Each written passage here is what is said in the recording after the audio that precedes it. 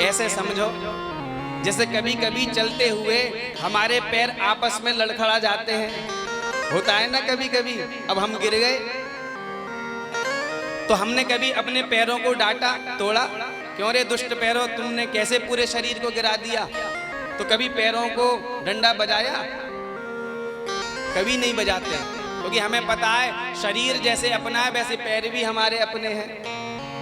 कई बार तो बाबा भोजन करते करते हमारी जीभ कट जाती है, होता है नहीं? बताओ सब लोग, होता है या नहीं? होता है।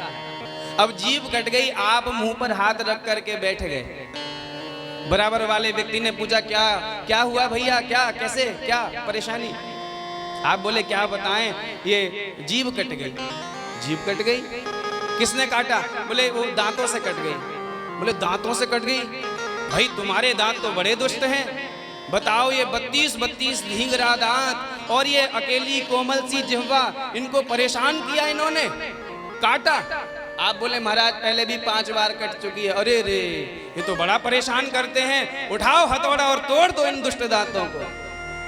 अब महाराज कोई कितना भी जोशीला भाषण दे, क्या कभी हथौड़ी लेकर के आपने दांतों को टपकाया? कोई नहीं टपकाता, क्योंकि हमें ज्ञान है जीभ कटने का जो दर्द है हम ही को होना है, और यदि दांत तोड़ लेंगे तो उसका दर्द भी हम ही को होना है। जिह्वां क्वचित् संदशति स्वदद्भिः तद्वेदनायां कतमाय कुप्येत् यदंगमंगेन निहन्यते क्वचित् क्रुद्धेत कस्मै पुरुष स्वदेहे। हमें ज्ञान है कि यदि जीव हमारी है तो ये दांत भी हमारे हैं, ये पैर हमारे हैं तो बाकी का शरीर भी हमारा है। तो किसको कष्ट दें? जिसको भी कष्ट देंगे कष्ट तो हमको ही होना है। ऐसे ही साधु सब में अपने प्रभु का दर्शन करता है तो वो किसी को पराया मानता ही नहीं। बोले किसी ने यदि मुझे कष्ट दिया तो मेरे शरीर को कष्ट हुआ, यदि मैं उसको दूंगा तब भी तो मेरे प्रभु को ही कष्ट होना है। तो निज प्रभु में देख ही जगत, कहीं सन करहीं विरोध। संत जल्दी किसी से विरोध नहीं करते, क्रोध नहीं करते।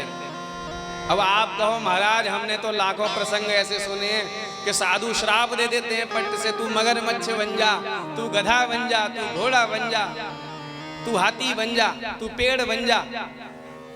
हजारों उदाहरण तो श्रीमद् भागवत जी में ही है, ऐसा ही है ना? तो देखो संत क्रोध किया, संतों ने श्राप दिया, लेकिन किसी को श्राप दिया बदले में उसको भगवान न मिले हों, ऐसा कभी नहीं हुआ।